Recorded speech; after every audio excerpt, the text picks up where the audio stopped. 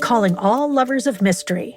Prepare to don your detective hat in June's Journey, a free hidden object mobile game that delves into the captivating journey of my favorite detective, June Parker, as you go on a quest to unravel the mystery surrounding her sister's untimely death.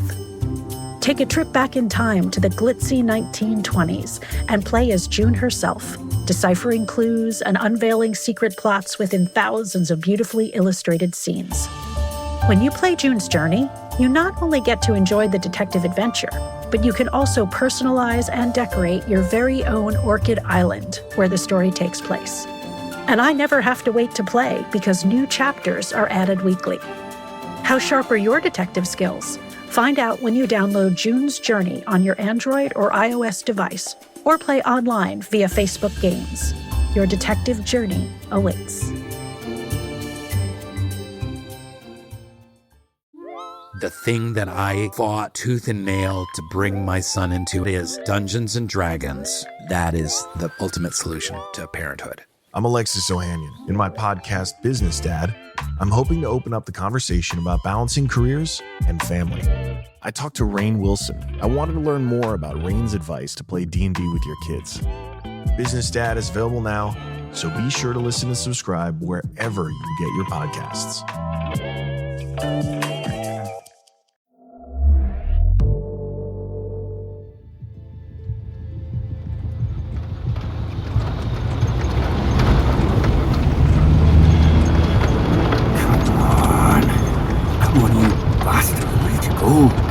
Bloody thing in this, it's useless. Fuck! Shit! What's that? Easy. I'll have a look, right?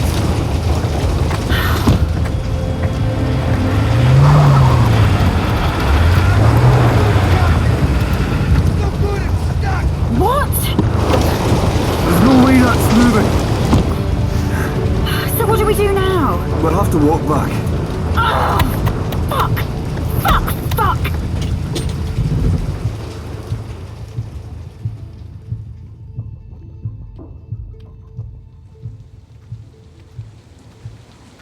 I still can't quite believe you walked all that way in the storm. Yes. It must have taken tremendous effort. It was tough, but we had no choice.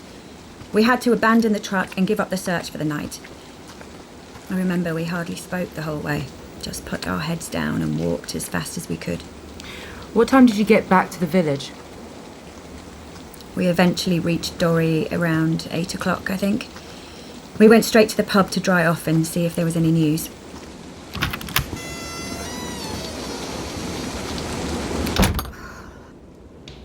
Where the fuck have you two been? We've been trying you for hours. The bloody truck came off the road. You look like shite. We had to walk back. Fuck that. I take it no one's had any luck. Most came back hours ago. It's hopeless out there. They could be hiding 10 foot from you and you wouldn't see them. It's impossible. They could be anywhere. And the poor girl, she could be dead. And butchered by now. Hey, that's enough of that. Yeah, Alan, didn't you say he was one of those refugees, eh? That's right. What? He did. When did you tell them that? Well, he might be. I don't know. He said that he came from Syria.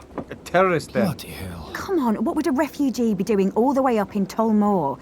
And what happened at the farm was no terrorist attack. Well, he burnt the whole fucking place down. Sounds like a terrorist to me, Jackie. You didn't even tell us he was here. Hey, just cool it, all right? The fact is, we don't know who he is, okay? He had no ID and told us pretty much nothing. Look, I suggest we all just get some rest and try again in the morning. We'll be able to see more then, and hopefully the storm will have died down. Yeah, you'll be lucky. The worst I've seen.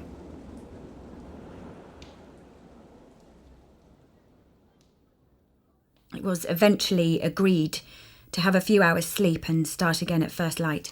Did you have any concern at that point that the islanders were turning against you? They just needed to let off steam. I'm used to it as a police officer, and I didn't blame them. I was supposed to be keeping them safe, but I couldn't. They were certain this man had come to their island prepared and carried out a planned attack, but they had no idea why. I could see they were all hurting. Above all, there was just this terrible sense of hopelessness. Somewhere on the island, that man had Twig.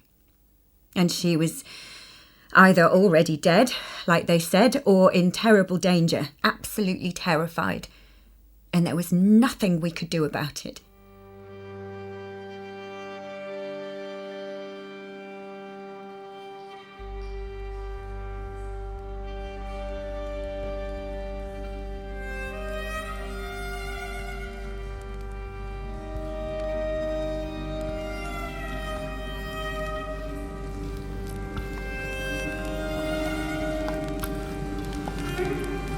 I wish we had bread. You know what tonight is? Monday, Thursday. Oh. My mother makes it fresh. It is tradition, and we sit, break it, share it. So you're a Christian? Not really. My family is... my family. We believe in many things. Working the bar, there are many things to watch for there. But my ma also believed in Christ. I mean, she never went to church, but she told us the stories. She did. What story did she tell you of Monday, Thursday, then? She said that on this night the Messiah has his friends with him, his disciples, and they share their final meal together. He loves them with all his heart, even though he knows it is finished, even though he knows he is betrayed, and even though he knows his people will turn against him tomorrow and the Romans will kill him. He knew a lot. This Messiah of your mother's. Tell me, he knew all these things and was so full of love for his friends. Then why did he use all those poor fools to complete his plan, huh? What do you mean? One of those disciples, Judas Iscariot, who indeed loved him, and his own people's leaders, not to mention the Romans, none of them really wanted him dead. Sure, he was a bloody nuisance, a rebel leader, but there had been several uprisings. They didn't want to kill him. It was dangerous, but he insisted, made them do it. He used them, condemned them to eternal shame, to become the villains of your mother's stories. Why didn't this great Messiah just kill himself, huh? If he wanted to die so much, why didn't he just fall on his own sword as any honorable man would have done? Huh? I don't know. Weep for your family. That's as it should be. But do not weep for that man. He brought destruction on himself. That is the true story of Easter. What made you so very cruel? Too long in this world. Here, have the rest of mine. I've lost my appetite. It's not bread, and there's no wine to go with it. It's just a fucking goat.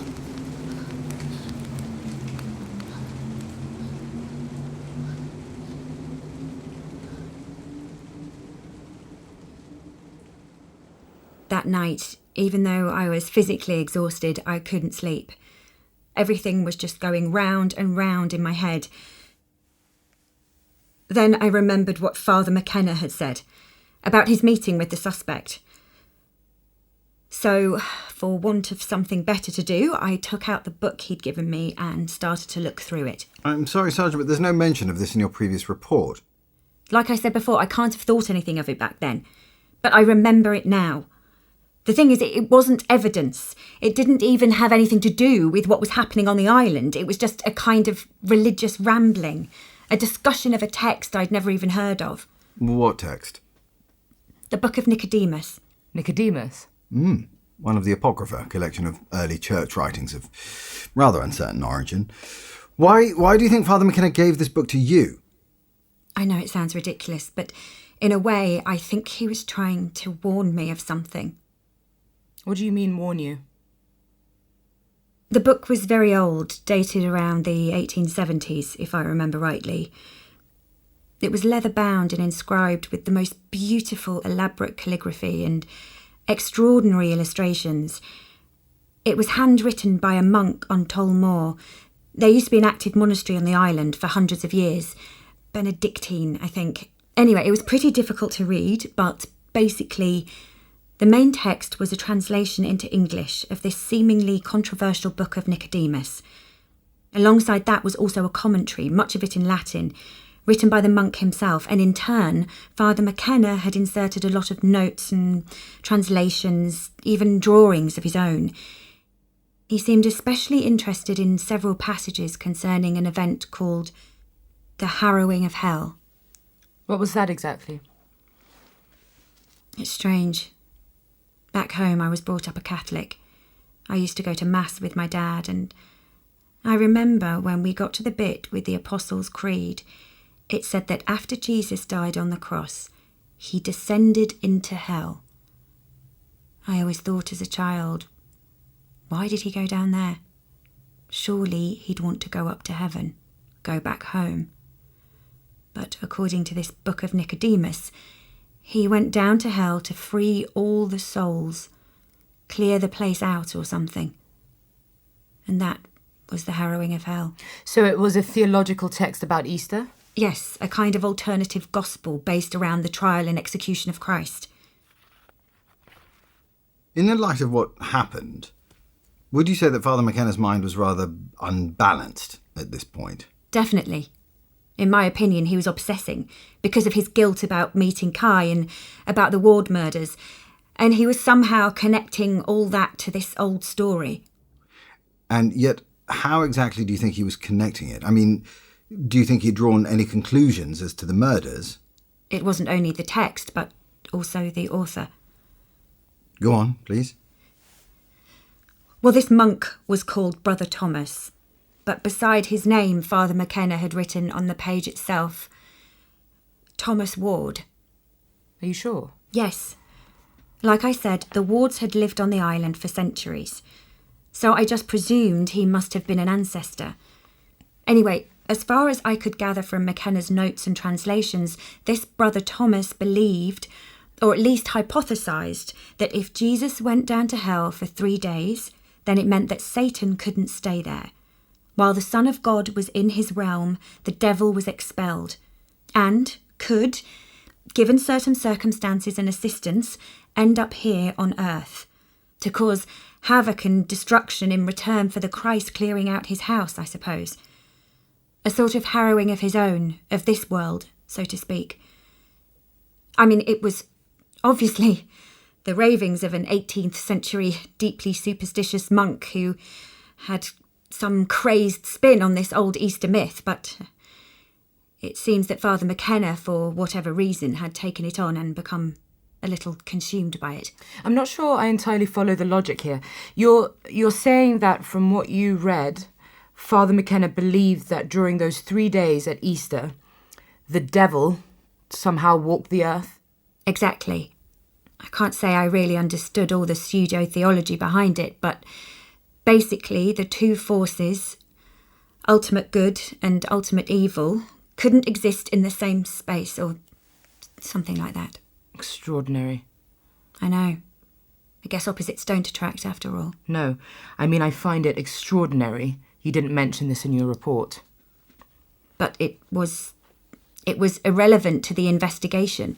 Surely, Sergeant, what was obviously deeply affecting Father McKenna's mind at that time, and the fact that he, in your own words, was trying to warn you about something, has great relevance to what happened next. I'm afraid, Mum, that's not how I saw it at the time.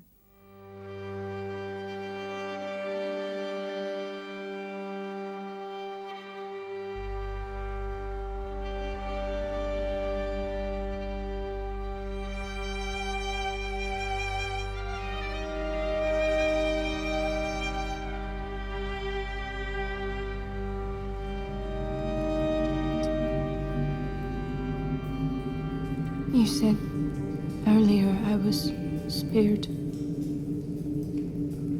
What do you mean? Go to sleep.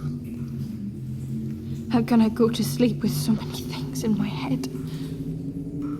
You say I cannot ask questions, but you do not tell me anything. I need to know. I need to know why you killed my family, why you dragged me here, why you come all this way from wherever you came from. To kill us. We made a deal. Remember, you said you'd tell me who you are if I behave, if I did not struggle and allowed you to bring me here. Well, you a man of your word?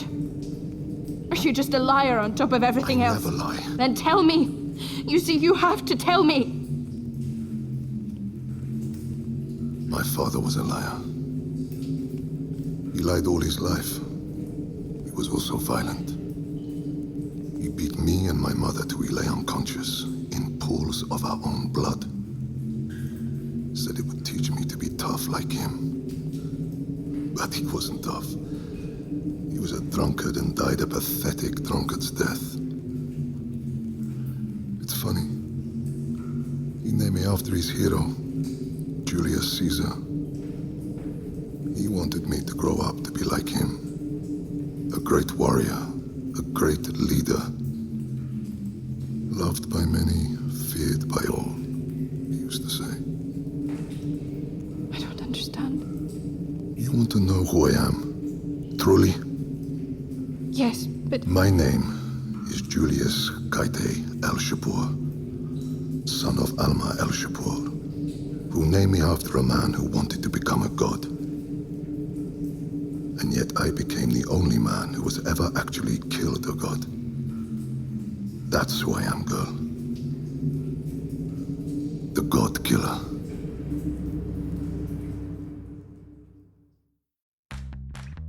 You can shop from anywhere doing pretty much anything. You might shop while working, eating, or even listening to this podcast. And however you shop, we all know and love the thrill of the hunt. But do you also know how to get the thrill of the best deals? Because Rakuten shoppers do. With Rakuten, they get the deals they love with the most savings and cash back. And you can get it too. Start getting cash back at your favorite stores like Sephora, Nike, and even Expedia if you're looking to get some travel in. And getting cash back doesn't mean you have to miss out on sales because those can just be stacked right on top. It's easy to use and based on a simple idea. Stores pay Rakuten for sending them shoppers, and Rakuten shares the money with you as cash back through PayPal or check. Download the free Rakuten app and never miss a deal. Or go to Rakuten.com to start getting the most bang for your buck. That's Rakuten.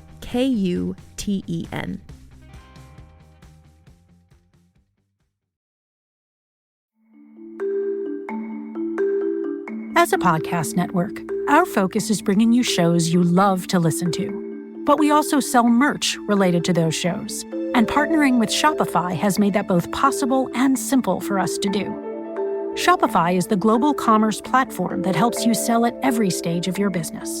Whether you're selling scented soap or offering outdoor adventures, Shopify helps you sell everywhere because they've got you covered from their all-in-one e-commerce platform to their in-person POS system. What's so fantastic about Shopify is how, no matter how big you want to grow, they provide everything you need to get control of your business so you can take it to the next level.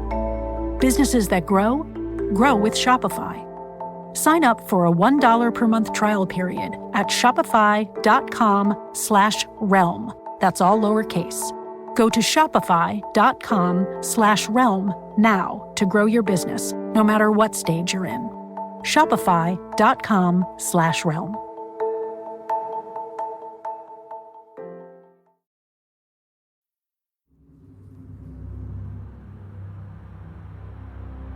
I'd like you to tell us what happened next, please, Sergeant. You decided to go and visit the priest, didn't you? As I said, I had no chance of getting any sleep, so I thought I would ask Father McKenna about the suspect. See if I could get any more information about the man. He hadn't come to see me as we'd agreed, so I went across to St. Cuthbert's to find him. The church was just down the road from the pub, a few hundred yards at most. The night was pitch black. The power had gone in the village. No street lighting. There was no one else about. The whole place had taken on this kind of ghost town look. It was so strange, so different from only a couple of nights before.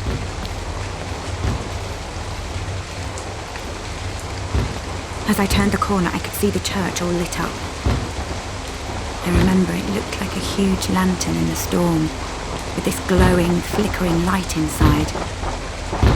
The door was wide open, being blown about by the wind.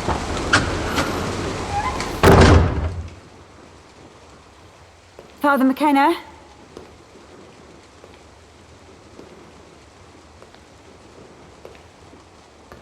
There were hundreds of candles everywhere, all over the altar and around the nave.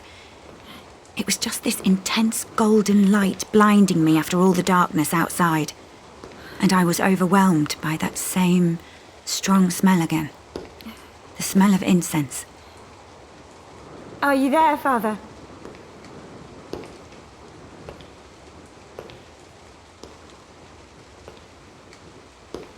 Father McKenna, it's Jackie.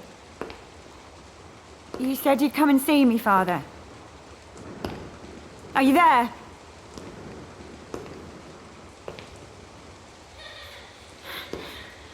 Hello?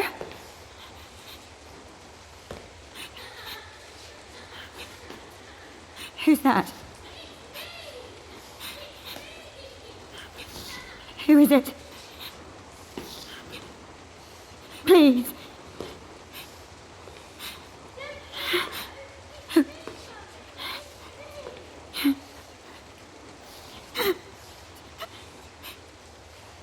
Who? Didn't you recognize your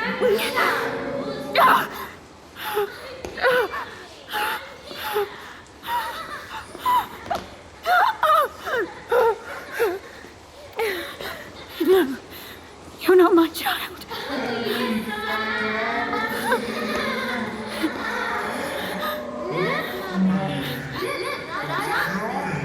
You're not my child.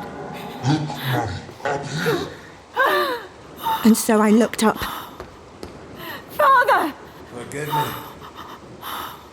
I'm so sorry, lass. No!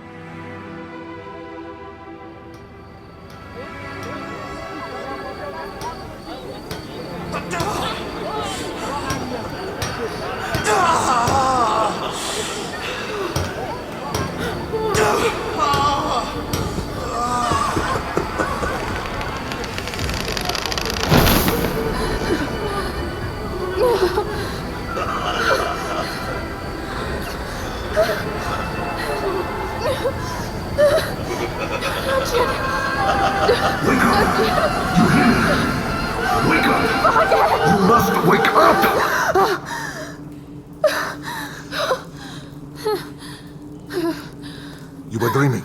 Are you all right? Yes. Didn't sound all right. You were calling out. I was. And crying. I am all right. Well, time to get up anyway. Here, drink. And eat. Don't worry. They're only wild mushrooms. I do not want to eat. They're good, fresh. No.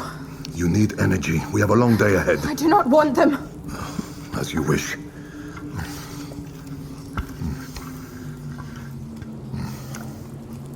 Well? Well, what? That look. You want to say something? No. It's the dream, isn't it? What was it about? You. Is that so? Lucky you. You were hurting many people. Young Torturing. And there was a man, he was beautiful. And you beat him till he almost died. Did I? Then you take him into a desert and tie him to a tree. The Darnian. With nails. It was horrible. You were so cruel. What else? Something else is bothering you, I can tell. Your face. It had many, many scars, a lot more than now, and... And what? You had only one eye. No, it is true, it is what I saw. That's impressive. Tell me, you dream often? Of course. Everyone dreams. But yours? They're always terrifying, yes? Your family is old. They knew. Knew what? How powerful this island is, how dangerous. What else did you see? It was only a dream. No, it is never only a dream. Dreams are messages for you from wherever you dream them. After I nailed this man to the tree, what happened? Tell me. There was blood. So much blood, it made a river. It flows through the desert and yes? It makes no sense. Tell me, it's important. The desert made into a field, a green field with grass and stones, a circle of big stones, huge, all around me. I stood there. Wait, you were in the middle of these stones? Yes. How many were there? Lots. No, think. Close your eyes and see them again. Do it. How many? 12. 12, you sure? Maybe 13. Yes, there were 13. What? These wall paintings. I thought there was something. No, where is it? I do not understand. You saw yourself in the middle of a circle of stones. These islands are full of signs. It was a bad dream. Not here, not in this place. Yes. You see? Here. These straight markings. They're worn now. But put your hand there. You feel them. I thought they were just symbols of distance, separation. But they are a true representation. A circle. And you see how many stones? 5, 10, 13. And there, in the center, I thought it was simply a wheel or a cog or something, but no. It is a person. Maybe even a young girl. How can that be? I told you. Your dream was a message from your ancestors. What is she holding? I don't know, but look. Here. That is this cave. In the mountainside. We are here. Above the circle. But there is no stone circle down there, just forest. It must be hidden away in the trees now. Your ancestors would have built it thousands of years ago. They guarded it. But over time, man, he forgets. It is his greatest flaw. To forget his own past. So the islanders neglected this place beyond the mountain, and nature took it back, covering the stones. These markings, then. This whole wall, it is no story. It is the island. It is... a map.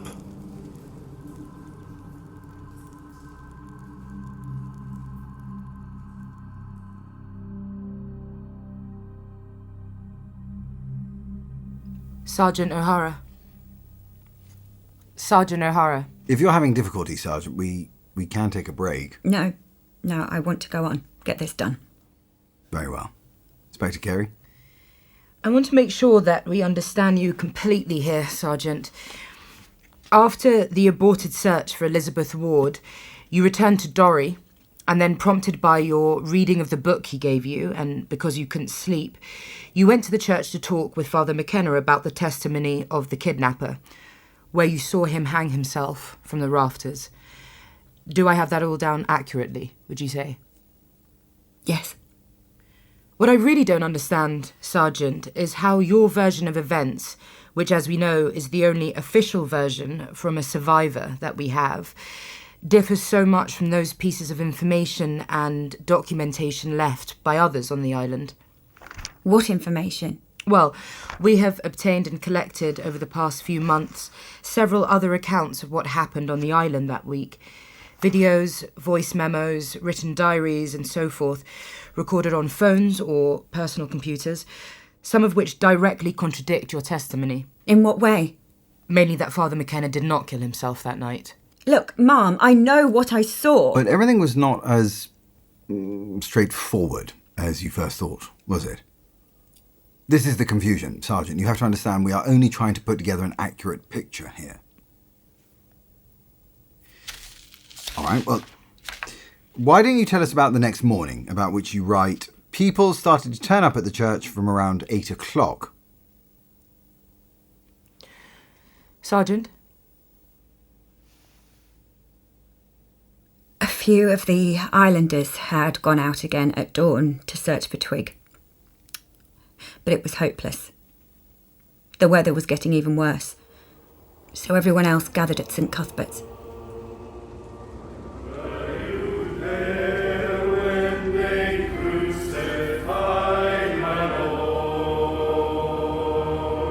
They came together to celebrate Good Friday, to observe the Stations of the Cross.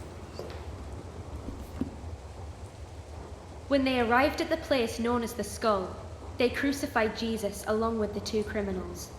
One to his right, the other to his left. From what you've just told us, Father McKenna was obviously not there, so why wasn't he missed? Did no one wonder where the priest was during the service? It was tradition on the island for the children to lead the Mass, not the priest. They even acted some of it out. We love you, Jesus, because by your holy cross you have redeemed the world. I always found it bizarre, children acting out torture and execution. Until the 9th hour. And Jesus called out in a loud voice, Eli, Eli, lama sabachthani. My God, why have you forsaken me? And you were doing what during all this exactly? I'd been there all night, photographing the scene, cutting down Father McKenna's body, laying him out in the vestry and trying to clear the place up before people arrived. Then the centurion, who was guarding Jesus, heard him cry out. You did this on your own? Yes. Why? Why didn't you get any help? Alan Forbes, for example? It was the middle of the night. The islanders were all exhausted. You have to understand, the community was on edge. There was a missing girl, a murderer on the island, a family annihilation. And now we were facing the landfall of a hurricane. So I thought it was pointless telling them about Father McKenna. Anyway, there had been no crime, and there was nothing anyone could do for the poor man.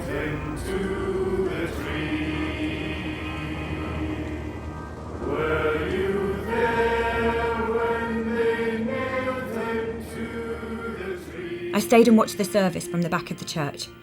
I needed time to think and decide what was the next best step. If you didn't report the death of Father McKenna straight away, why did you not report his death the next morning? To whom? Communications were still down. I couldn't get in touch with anyone. But you didn't even inform the islanders, Sergeant, did you? Look, to be honest, I made a mistake. I should have told them. I thought I'd tell Alan Forbes first, but he came in with his wife and baby, and I didn't want to alarm them. Everyone had come to the church to be comforted. So you elected to do nothing? No, far from it. But the last thing I was going to do was stand up in the middle of all that and tell them their priest had decided enough was enough and killed himself. Everyone was terrified for Twig, for Elizabeth Ward. It felt like a funeral, just waiting for the news that someone had found her dead or worse.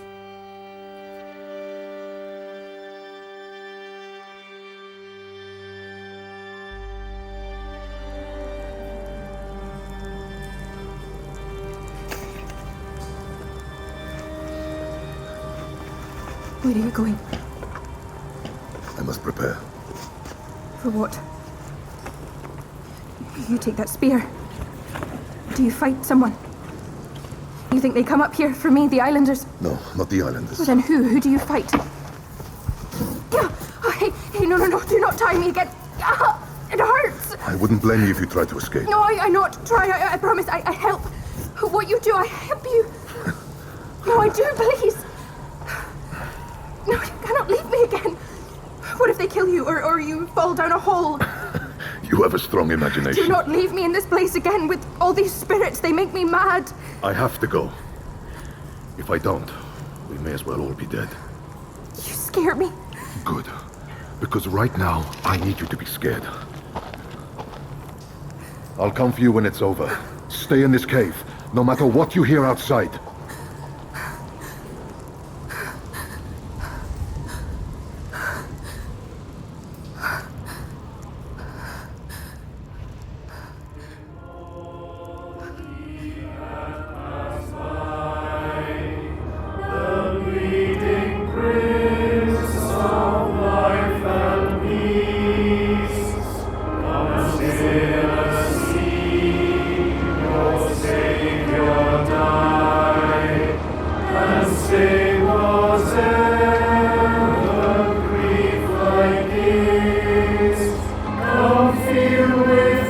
By the time the church service finally finished, I had decided to tell everyone. I was about to do just that, but then everything was drowned out by an unbelievable noise. A great wind seemed to be hitting the church, circling all around.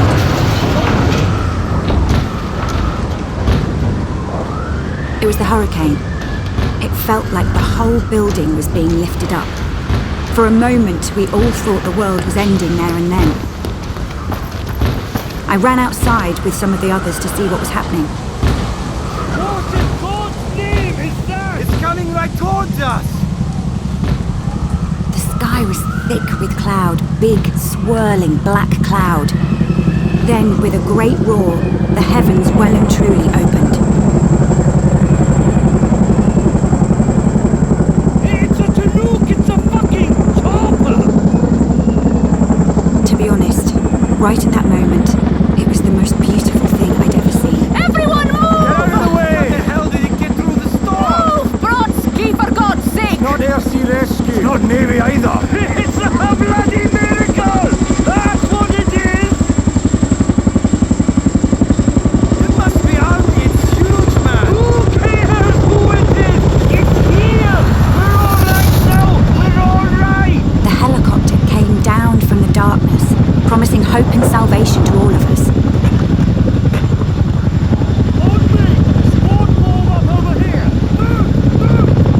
And of course, from that moment, I was no longer the senior official on the island. It was a huge relief, to be honest, to hand over to. Major John Tanner. You must be Sergeant O'Hara. That's right. Good to meet you, Sergeant. How are you holding up?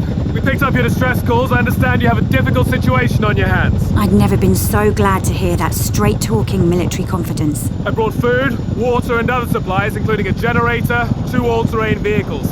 I have an initial emergency task force of 20 troopers. Shall we get inside while they get organized? You can talk me through what's going on and how exactly we can help. Great! I mean, yes, please, follow me.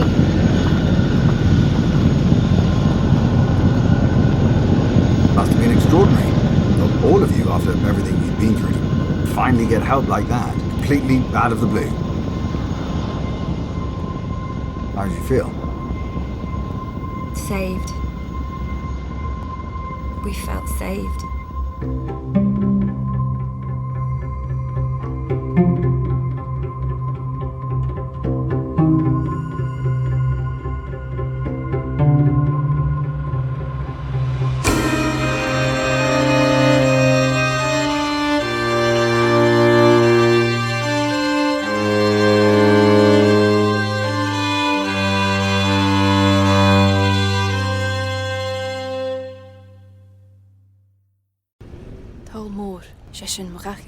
Talmor is my home. My family have worked the land for generations. My gran says the island does not belong to us, but we belong to the island. And we must be ready, for a great evil is coming, and death follows with it. Listen and subscribe to the latest season of Undertow, The Harrowing, a Storyglass production presented by Realm, available wherever you get your podcasts. Every 5 minutes, a transplant candidate dies while waiting for a compatible heart, liver, or kidney. Imagine a technology that could provide those life-saving transplant organs for a high price, and imagine what a company would do to monopolize that technology. On a remote island in Lake Superior, a team of geneticists unlocks this holy grail of medicine by reverse engineering the genomes of all mammals, creating an animal with organs perfectly suitable for human transplantation. They envisioned a docile herd animal, but one team member had another, darker vision. This ancestor is anything but docile. The team's work spawned something big, something evil, something very, very hungry. Ancestor is a complete serialized fiction podcast by #1 New York Times bestselling novelist Scott Sigler, with all episodes available. Binge the entire story now on Apple Podcasts, Spotify, or wherever you listen to podcasts.